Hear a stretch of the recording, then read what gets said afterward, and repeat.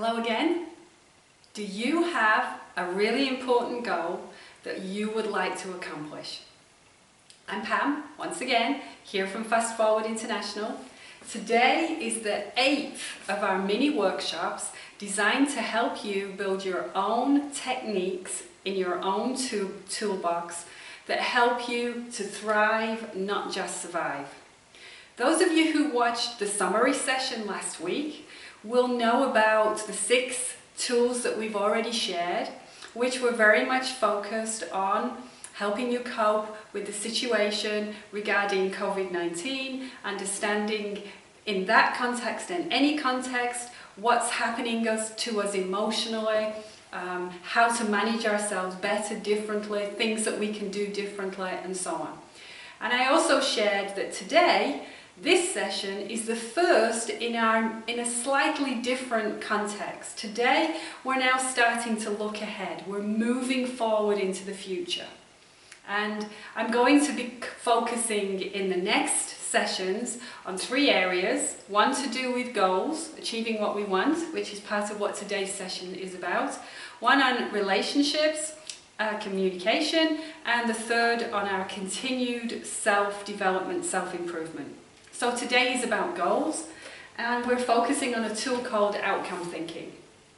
There are many different tools and models designed to help us around how we set our goals, how we think about our goals, how we act about our goals. And what I'm doing here today is sharing something that comes mostly from the world of NLP, that I've just adapted a little bit of my own content here, based also on my own experiences. So here we have 7 steps that represent the outcome. So let's start exploring how we use these to be more likely to achieve the goals we want. So the first thing to focus on is that our goals, our outcome, should be stated positively. What does that mean? It means we should focus on what we want, not on what we don't want. Okay, clearly that's positive. But how positive could it be? So let's say, for example, that you're currently not working, and part of your goal, one of your goals, is that you'd like to find a new job. So you state, I want a new job. Yeah? I want to be employed, I want to have a new job. That's my goal. Is it positive? Well, it's definitely not negative. But how positive is it?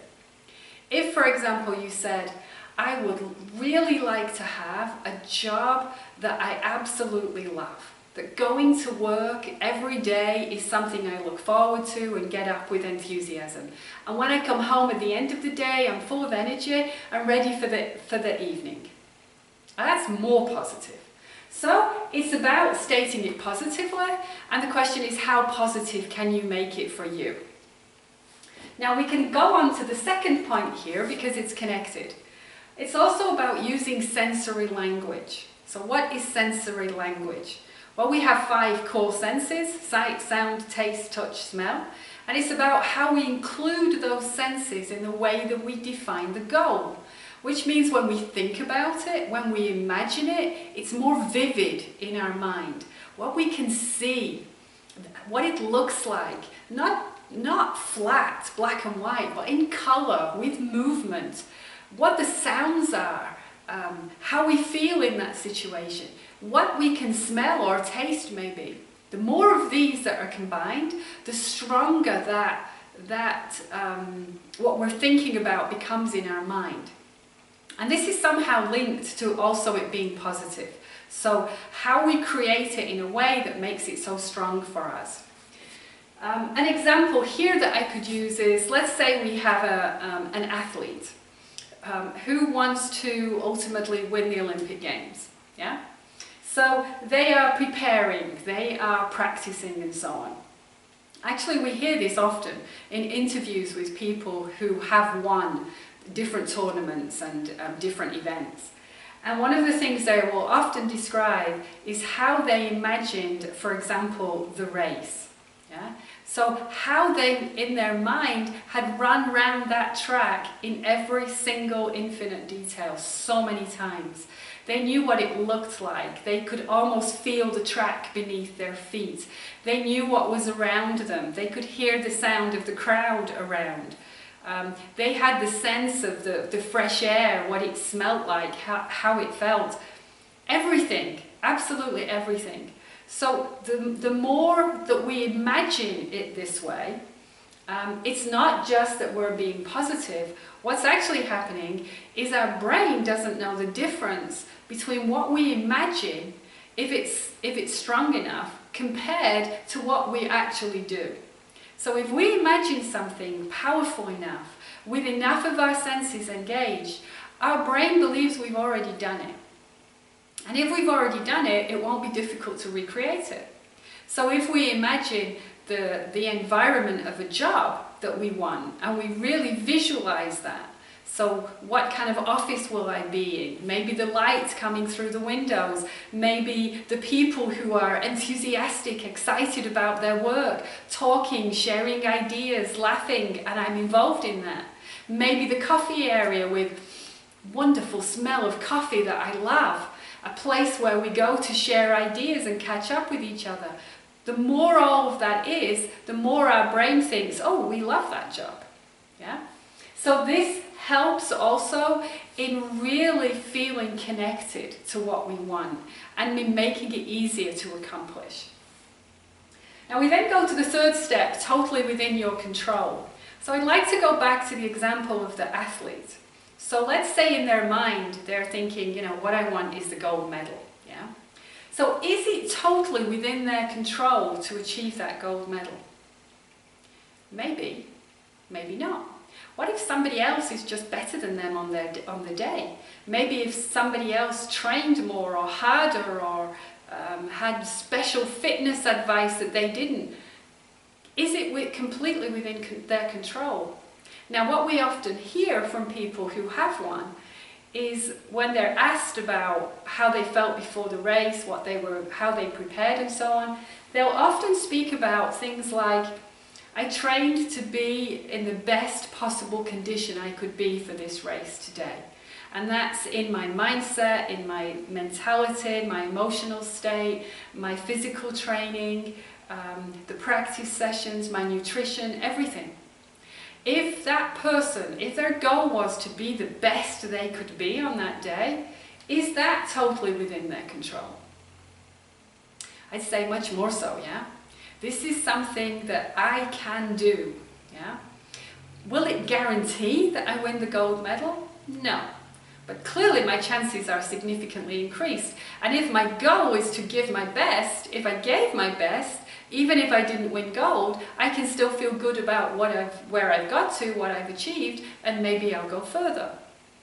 So this part is also important because it gives us longer term motivation, it keeps us going, because we know that what we're doing can work for us and it can achieve the goal that we have defined.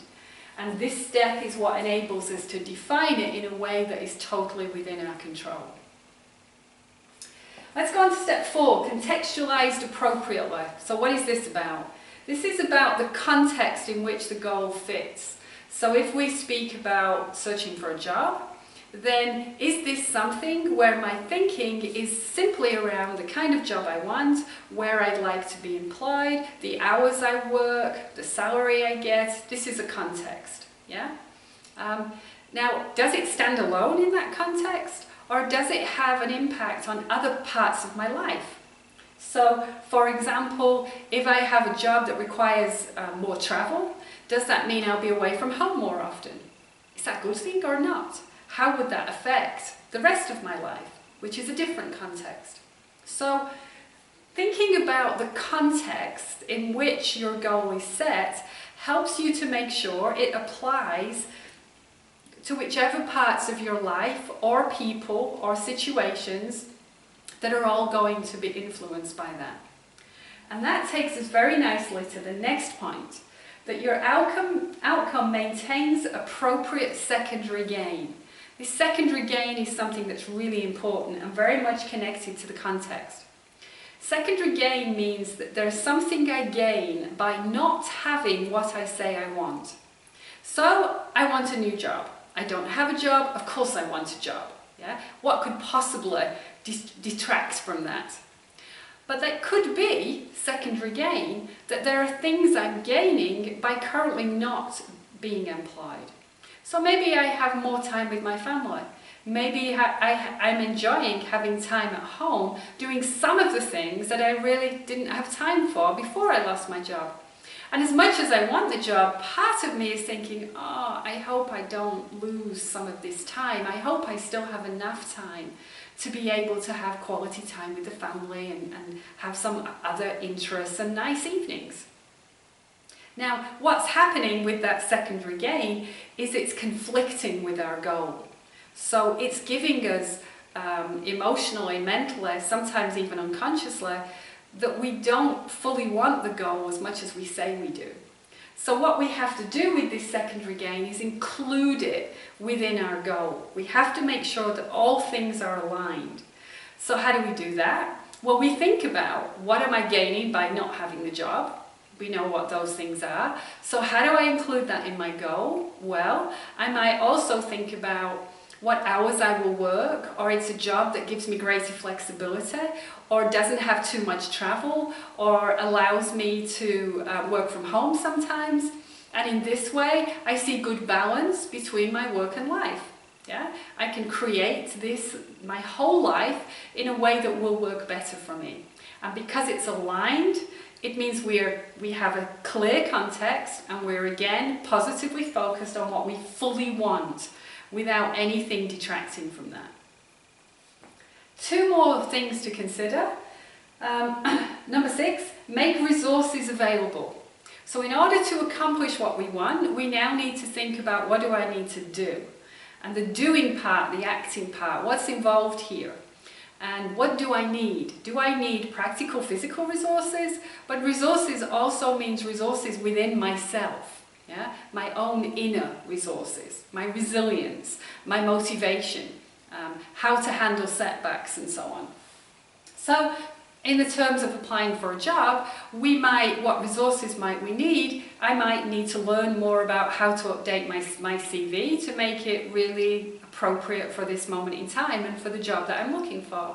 I might need to learn something more around how to behave in the way I really want in an interview situation.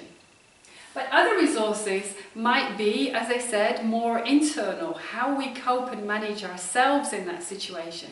And some of the sessions we've looked at before have been really helping us to do that. So I share a personal example now. So many years ago, when I was working in the UK, on one occasion the company I worked for downsized and I lost my job. I was made redundant. So I applied the things I knew to set myself a new goal and to find myself the job that I was looking for. And in the process that this happened, I kept a notebook of everything I applied for and what happened with those things. By the time I'd found the right job and I got that job, 6 months had passed, and when I looked back, I'd applied for more than 100 positions. But I never gave up. I was never disheartened. I simply tried to learn from each time I applied and didn't get an interview. Maybe I could do something with my CV, maybe the cover letter, maybe that initial communication. I learned from every interview. So what went well, what didn't, what could I do differently? And I absolutely stayed focused on what I really wanted. And sometimes it takes time. So part of the resources are these inner resources. So reframing, for example, that we spoke about 2 or 3 sessions ago, is a way to reframe those experiences, change our perception of it.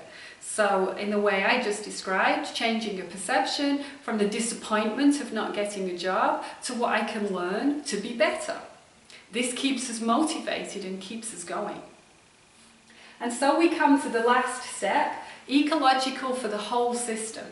Now, the whole system, we've talked about different contexts, different things in our life. So the whole system means it's all going to fit together, it's all going to be aligned. And that can be in areas like work and home, But it can be in any other systems that we're part of. Maybe community activities we're involved in. Maybe we do work connected to the environment.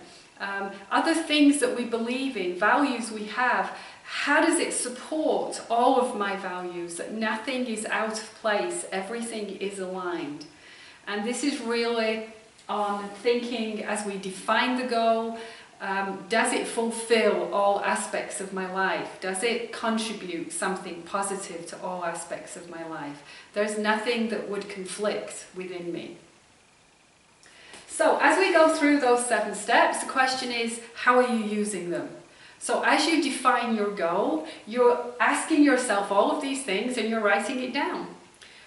So it is really well defined according to that criteria.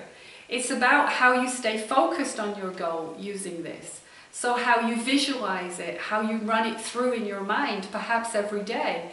How you manage yourself to stay focused, to keep yourself motivated, not to give up. How you learn, review and adapt by adapting some of this at some point. If you think it's not quite right, then change it, enhance it, figure out the part that's missing and change it.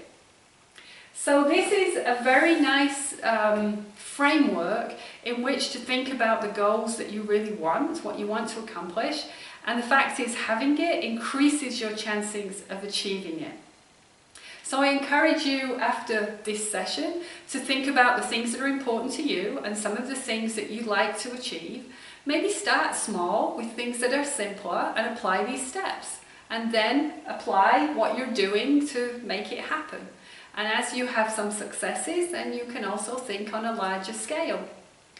Now next time, when we have our next session, I'm going to continue with this theme of how to accomplish our goals, and I'm going to share another mindset tool that really helps you to take this to an even deeper level. So if goals are important to you, you won't want to miss our very next session. So as always, I encourage you to share with others who may find this of benefit, and please do follow us. If you're not already, you'll find us on YouTube, Facebook and LinkedIn. So thank you very much for being with me today, and I look forward to seeing you next time.